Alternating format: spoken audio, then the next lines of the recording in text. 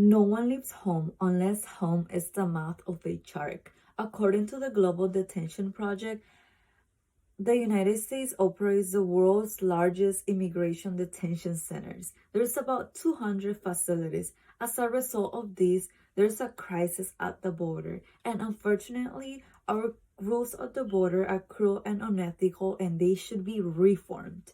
Today, I'll be telling you about the problems at the border and how bad the situation is at these detention camps.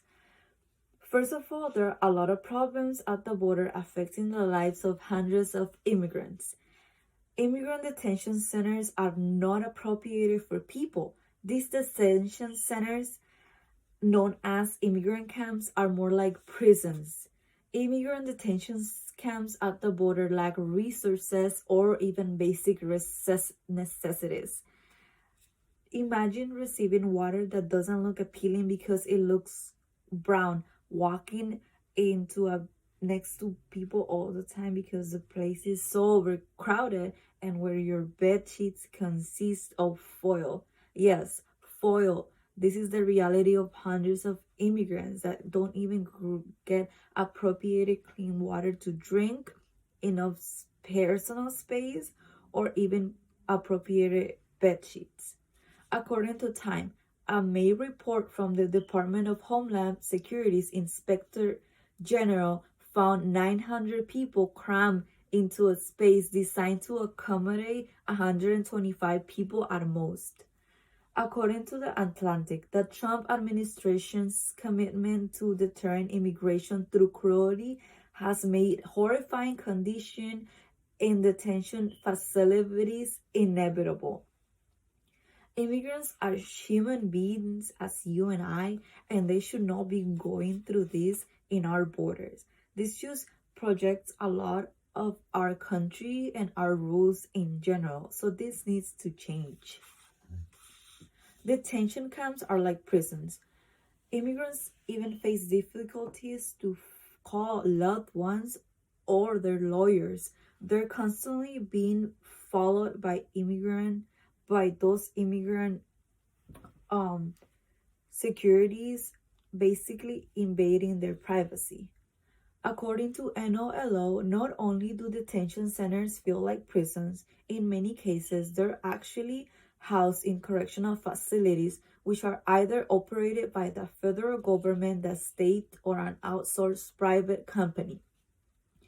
Immigrants bring great benefit to the U.S. economy by working hard, from simple farm jobs all the way to top professional jobs, because a lot of immigrants go to college, obtain degrees, and bring great benefits to our economy, like I mentioned before. Now, I'll be going over even more problems that have to do with families and kids. Families are separated and human rights are being violated.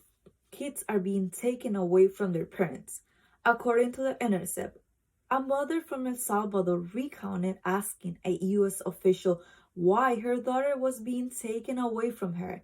The official reporter responded that her daughter was going to be adopted by an American family and she would be deported and that she would never see her daughter again. This is what an immigrant official responded to a mother. A mother. I can't even imagine the pain this mother was feeling. Before being an immigrant, this woman is a mother and this is her child who was taken away from her when entering the United States, our country. And this is all thanks to the zero tolerance rule that has been established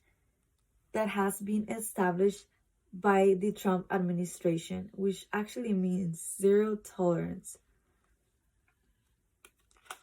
According to The Intercept, a U.S. nonprofit that investigates human rights violations around the world found that the policy of family separation, which officially ended in the summer of 2018, continues today.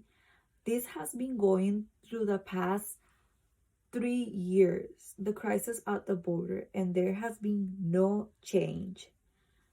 And now that we have gone through the problems, here are some solutions that should be put into place. The government should restore immigration laws and make them more humane and reasonable.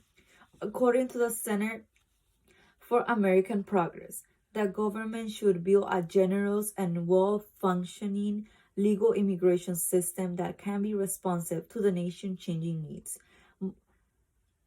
Attorneys must order a review of each state's detention center to look after the safety of immigrants. They need to keep up and have constant checkups in these detention camps, in these shelters, and check for the well-being of immigrants, but most importantly, children, and also keep up with the rules and project that we are a better nation, project that we actually treat our immigrants equally. In conclusion, I could tell you about 100 reasons why immigrants are so valuable, but it's not about that, but about realizing that people don't deserve to go through those things in our borders. Immigrants provide more good than bad. And now, there's improvement needed in order to bring fairness to a lot of families and, of course, children. So these rules at the border need to improve. They need to be restored in order to make them more fair and humane.